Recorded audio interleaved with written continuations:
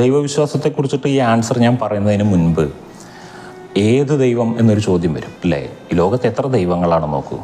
നമ്മൾക്ക് ഇനിയിപ്പോൾ ദൈവത്തിൽ നമ്മൾ വിശ്വസിക്കുന്നുണ്ടെങ്കിൽ തന്നെ യഥാർത്ഥത്തിലുള്ള ആ ദൈവം എന്ന് പറയുന്ന ഒരാളെ, അതായത് ഈ പ്രപഞ്ചത്തിൻ്റെ മുഴുവനും നാഥനായിരിക്കുന്ന, നമ്മുടെ മുഴുവനും നാഥനായിരിക്കുന്ന ദൈവം, ആ ദൈവത്തെ നമ്മൾ പരിചയപ്പെട്ടിട്ടേ ഇല്ല. നമുക്ക് അറിയില്ല ആ ദൈവത്തെ. നമുക്ക് അറിയുന്ന ദൈവം ഏതാണെന്നറിയോ? മതങ്ങൾ പരിചയപ്പെടുത്തിയ ദൈവം, മതഗ്രന്ഥങ്ങളിൽ നിന്നും നമ്മൾ മനസ്സിലാക്കിയ ദൈവം. അങ്ങനെയെങ്കിൽ ഈ ലോകത്ത് എത്ര മതങ്ങളുണ്ടോ അത്രയും ദൈവങ്ങളുണ്ട്. അല്ലെങ്കിൽ ഒരു മതത്തിന് എത്ര ദൈവമുണ്ടോ അതൊക്കെ കൂടെ കൂട്ടിയിട്ട് അത്രയും ദൈവങ്ങളുണ്ട്.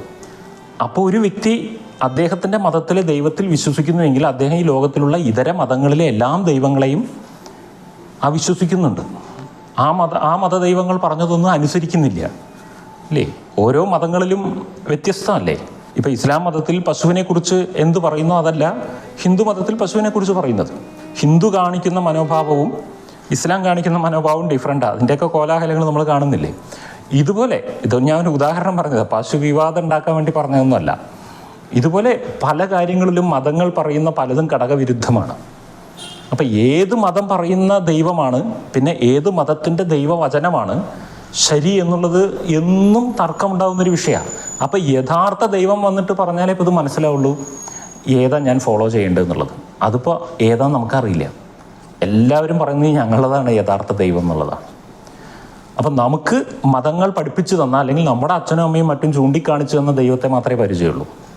ആ ദൈവത്തിൽ വിശ്വസിക്കുക. അല്ലെങ്കിൽ നിങ്ങൾ ഈ ലോകത്തിലുള്ള സകല മതങ്ങളെയും പോയി പഠിച്ചിട്ട് ഏതാണ് ബെറ്റർ എന്ന് നോക്കിയിട്ട് അത് വിശ്വസിക്കുക. ഇനി അതും ഇല്ലെങ്കിൽ വിശ്വസിക്കാതിരിക്കുക. ഇതൊക്കെ നിങ്ങളുടെ ചോയ്സാണ്. നിങ്ങൾ മതത്തിൽ വിശ്വസിച്ചത് കൊണ്ടോ വിശ്വസിക്കാതിരുന്നത് കൊണ്ടോ, അല്ലെങ്കിൽ ദൈവത്തിൽ വിശ്വസിച്ചത് കൊണ്ടോ ദൈവത്തിൽ വിശ്വസിക്കാതിരുന്നത് കൊണ്ടോ നിങ്ങളിൽ വലിയ മാറ്റമൊന്നും വരാൻ പോകുന്നില്ല. നിങ്ങളിങ്ങനെയൊക്കെ തന്നെയായിരിക്കും. ഏകദേശം ചെറിയ കുറച്ച് വ്യത്യാസങ്ങളൊക്കെ ഉണ്ടാവുന്നു മാത്രം.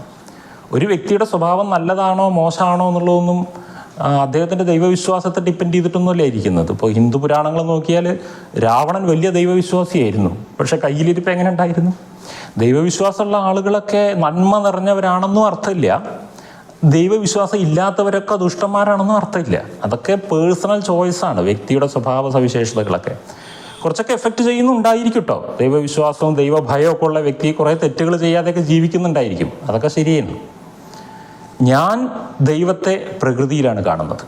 എനിക്ക് നേരിട്ട് ആക്സസബിൾ ആയിട്ടുള്ള എൻ്റെ ദൈവം എന്ന് പറയുന്നത് പ്രകൃതിയാണ്. ഈ ദൈവമില്ലാത്ത ആരുമില്ലെന്നേ, ദൈവവിശ്വാസം ഇല്ലാത്ത ആരുമില്ല. എന്താണ് ദൈവം എന്നുള്ളതിനൊരു കോംപ്ലിക്കേറ്റഡ് ആൻസർ വേണ്ട. സിമ്പിളായിട്ടുള്ള ആൻസർ, എന്നെ പരിപാലിക്കുന്ന, എന്നെ നിലനിർത്തുന്ന ഒരു ശക്തി എന്നല്ലേ വിശ്വസിക്കുന്നത്. അങ്ങനെയെങ്കിൽ ഈ ലോകത്ത് എല്ലാവരും ദൈവവിശ്വാസിയാണ്. ചിലർക്ക് എന്നെ അള്ളാഹു നിലനിർത്തുന്നു, അള്ളാഹു സംരക്ഷിക്കുന്നു എന്ന് വിശ്വസിക്കുന്നു, അപ്പോൾ അദ്ദേഹത്തിൻ്റെ ദൈവം അള്ളാഹുവാണ്. ചിലർ എന്നെ വിഷ്ണു സംരക്ഷിക്കുന്നു എന്ന് വിചാരിക്കുമ്പോൾ വിഷ്ണുവാണ്. ശിവൻ സംരക്ഷിക്കുന്നു എന്ന് വിചാരിച്ചാൽ ശിവനാണ്. യേശു സംരക്ഷിക്കുന്നു എന്ന് വിചാരിച്ചാൽ യേശുവാണ്. ഇതൊന്നും അല്ലാത്ത മറ്റു പല ദൈവങ്ങളുണ്ടല്ലോ. ഏത് ദൈവമാണ് എന്നെ രക്ഷിക്കുന്നതെന്ന് വിചാരിച്ചോ അയാൾക്ക് അതാണ് ദൈവം. ചില ആളുകൾ പറയുന്നു കണവനെ കൺകണ്ട ദൈവം, അപ്പോൾ ഭർത്താവാണ് അവരുടെ ദൈവം. അങ്ങനെയൊക്കെ ഒരു ചൊല്ലുണ്ടായിരുന്നു നമ്മുടെ നാട്ടിൽ. ചില ആളുകൾക്ക് മാതാപിതാവ് തന്നെ ദൈവം, ചിലർക്ക് ഗുരുവാണ് ദൈവം, ചിലർക്ക് അവരുടെ തന്നെ മനസ്സിനകത്തുനിന്നാണ് ദൈവം ഇങ്ങനെ സംസാരിക്കുന്നത് അവരോട്, ചിലർക്ക് പ്രകൃതിയാണ് ദൈവം, ചിലർക്ക് ഞാൻ ഒരു ചെണ്ട വിദ്വാൻ ഒരു സ്റ്റേജിൽ പ്രസംഗിക്കുന്നത് കണ്ടു.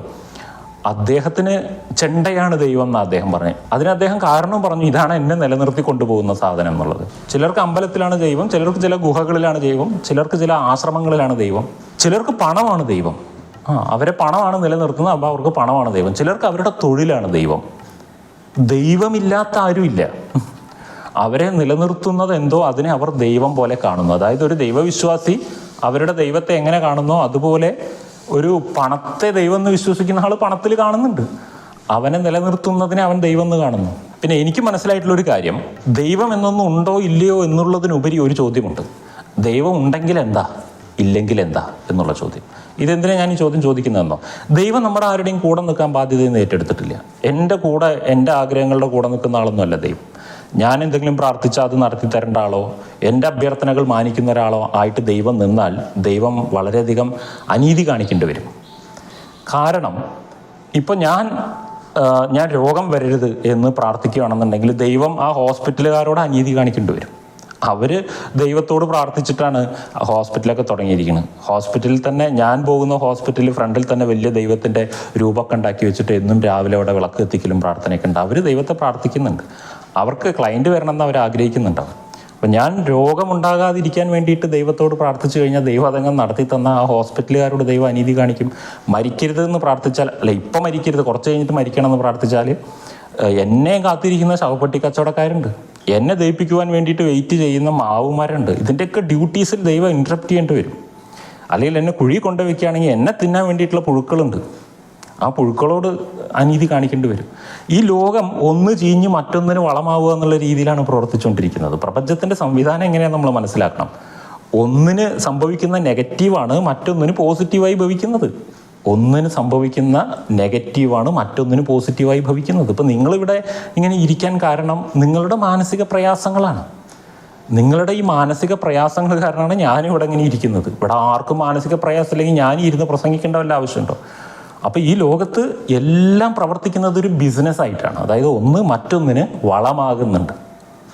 എല്ലാം അങ്ങനെയാണ് പ്രവർത്തിക്കുന്നത്, അങ്ങനെ അല്ലാത്ത ഒന്നുമില്ല.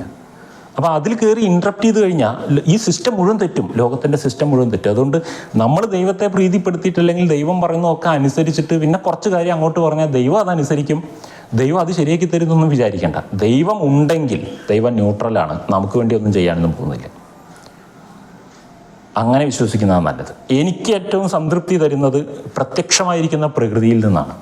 ഈ പഞ്ചഭൂതങ്ങളോട് ഇൻട്രാക്ട് ചെയ്യുന്ന സമയത്ത് എൻ്റെ മനസ്സിൽ നിറവുണ്ടാകുന്നു, മൈൻഡ്ഫുൾനെസ് ഉണ്ടാകുന്നു, എൻ്റെ എല്ലാ കാര്യങ്ങളും ഇല്ലാതെയാകുന്നു, എൻ്റെ മനസ്സ് ശൂന്യമാകുന്നു.